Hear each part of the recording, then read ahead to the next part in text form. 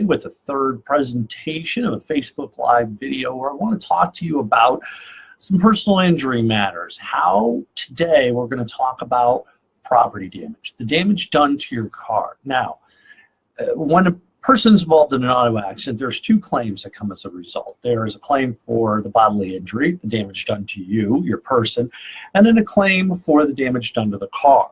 Now, understandably, when I first speak to people, they're very concerned about the damage done to the car because, generally speaking, people only have one vehicle. And you need that vehicle to drive the kids to school, to get to work, to get to the doctor's appointments as a result of the injuries you got in the accident. And no one's planning to be in an automobile accident, so it's not as though you can already preemptively prepare for this situation. You can't say, oh, I'm going to be in an accident on Wednesday, I better get a ride arranged. So a couple of things usually happen. Number one, you're injured as a result of the accident. Number two is now you don't have a vehicle. So how does this work? What goes on? When people call us, like I said, their biggest concern a lot of times is the property damage, not the damage done to their person. You can get another car because cars are metal, steel, and rubber, and some plastic, but you can't get another body. So remember that. Property damage we can get resolved pretty quickly. Bodily injury is the part of the claim that takes a little bit more to figure out. Now, as I said, there are two parts of the claim, property damage and bodily injury. Now, most personal injury attorneys don't take any fee on property damage because the fee is based on your bodily injury claim, not your property damage claim. As such, property damage claims usually get resolved pretty quickly because there's basically only two outcomes you can get as a result of damage done to your vehicle. The other party's insurance, or the responsible insurance, will either have to pay to repair the vehicle to the condition it was before the accident, or they'll have to pay you what the fair market value of the vehicle is. They don't have to replace your vehicle, okay? They don't have to go out and buy another car of like, make, and model to yours before the accident issue. So let's break these down and talk about them one at a time. So if the insurance company repairs your vehicle, what they have to do is, number one, you have to go get an estimate. What's the damage done to your car? Now, don't be surprised if when the body shop starts taking parts off your car that the damage estimate actually rises. Nobody has x-ray vision. If you get in a rear end accident and your bumper is damaged, they're going to find more damage underneath the bumper, but they can't estimate that just by looking at it. Now, the repair shop doesn't have to put new parts on an old vehicle. A lot of times people get concerned. I don't want used parts. I don't want parts that don't match my car. Now remember, the work done is going to be warranted not only by the body shop that does it, or it should be warranted by the body shop that does it for reasonable and customary parts that would go on that vehicle. They're also going to be warranted for workmanship. So remember, they don't have to put new parts on there, but on the same token, they can't put a blue fender on a gold car and tell you you're good to go. And you didn't have a new alternator on that car when you got in an accident. So that's the logic behind replacing the vehicle's parts with like make parts. As such, property damage where it gets repaired is pretty straightforward. You go, you get an estimate, you take it to the body shop, it gets repaired, you get the car back. Hopefully the repairs are good and you don't have any other future problems. That's repairing the vehicle.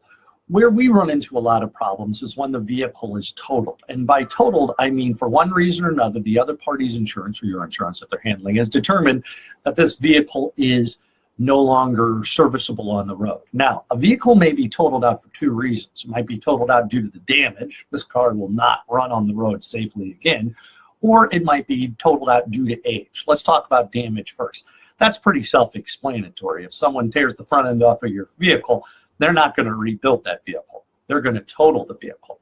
And likewise, when a vehicle is over a certain age, to repair the vehicle is probably worth more than the value of the vehicle. If you have a 2001 Saturn, I can tell you right now, chances are it's not going to be repaired. It's going to be totaled out. Now, when a vehicle is totaled out, there's a lot of misconception about what goes on. Some people believe that the other party's insurance company, or let's just call it the responsible party, has to replace the vehicle. They don't. They have to pay you what the market value of that vehicle is. Now, in the old days, we used to have to look at classifieds to find out what the market value of a vehicle is in the newspaper. Now we can all go online to sites like cars.com or Auto Trader or one of those and find out what like, make, and models are going for in your geographic area. And that's what the other party has to pay you. Now, if you have a 1996 Grand Am, I can tell you a couple of things. Number one, it's not a classic because of its age. If you park it outside and drive it every day and you don't have historical plates on it and take it to a car show, it's not a classic. Okay, so number one, your 1996 Grand Am is likely going to be totaled out. Number two, if you have aftermarket parts on those, my advice is if you can't get them off, take them off, like a radio or wheel covers or something like that, to take them out, because you're not going to get the value for that from the other party's insurance company. And repairs. A lot of people say, hey, I did this repair, I did that repair, I put brakes on it, I put a new starter in there. If you can get the receipts for those and they're within a reasonable time of the vehicle being totaled out, we can factor that into the value of the vehicle. Now, one thing to keep in mind is this. Most of us finance our vehicles, okay? People don't just go with a big pile of cash and go buy a car. Usually we finance them through a bank or some other financial institution. And we're probably all aware that the value of the vehicle might be, let's say, $20,000, but I owe $25,000 on the vehicle. As such, what do? If they total out the vehicle, I still owe $25,000 on it. But the value of what they're going to pay me is only $20,000. So essentially, I'm $5,000 in the hole then.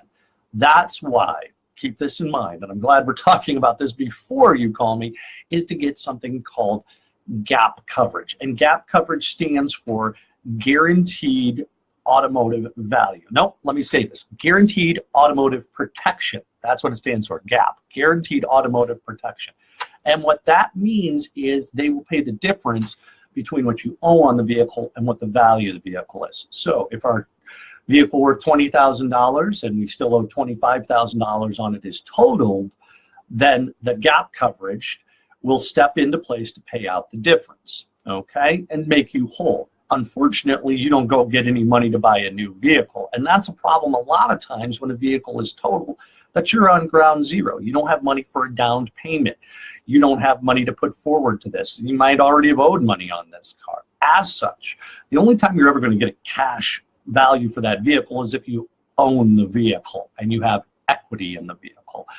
As such, that's one thing to keep in mind is, where am I going to get that money for a down payment? How am I going to offset these new car payments? What am I going to do? Remember, there's a second part of the claim called the bodily injury portion of the claim. And that's where you're entitled to recover for your injuries as well as your pain and suffering. And that's what my representation is based on. As such, remember, you're entitled not only to your medical bills, but an amount for pain and suffering. That's the money we can use. Granted, it'll be a little bit farther down the line, but you can use that money to offset those expenses for the vehicle that you weren't anticipating. One other topic I wanted to touch on is rental. Okay. A lot of times, hey, listen, nobody has an extra car laying around that they can drive if they're involved in an auto accident. So you need a rental. A couple of things to keep in mind with regards to a rental. Now, if your car is being repaired, then the other party has to pay for a rental for a reasonable period of time while your car is being repaired. That's a pretty streamlined position. Where we run into a lot of problems at our office is when a car is totaled. Now, when a car is totaled, the other side does have to give you a rental, but not for an indefinite period of time. I've had clients try to extend it out for an extensive period of time because for one reason or another, they didn't want to go buy another vehicle. As such, that's not going to work. They have to provide it to you for a reasonable amount of time to go out and get another vehicle, so you aren't riding the bus to the used car lot or anything along those lines. But you don't get to keep that infinitely. Another thing to keep in mind with regards to rental is it has to be your car. Okay, let's say you're driving somebody else's vehicle, it's involved in an accident. The person that owns the vehicle is entitled to a rental, not you as the person that borrowed that car. Additionally, if you were a passenger in a car that was involved in an accident, you're not entitled to a rental. I've answered some of these questions before, and so I just want to get that out there. So keep this in mind. There's two parts of every claim. There's the property damage, and that's going to be handled pretty clean, pretty clear, because the value of the car is what the value of the car is. The main value of the case, however, always lies in the bodily injury claim, because you're not only entitled to recover for your injuries, but as well as your pain and suffering. And that's where Amorges & Associates can really help you get a full and fair value for your case. So if you have any questions based on this, give us a call, drop us an email. Be sure and like our video. Be sure and subscribe to these videos. I'll be glad to help you out any way I can, and any of the other attorneys in the office will as well. Thank you for watching. We'll be back in touch with you. And like I said, be sure to like and subscribe and put your comments in the bar below. Thanks a lot. Bye-bye.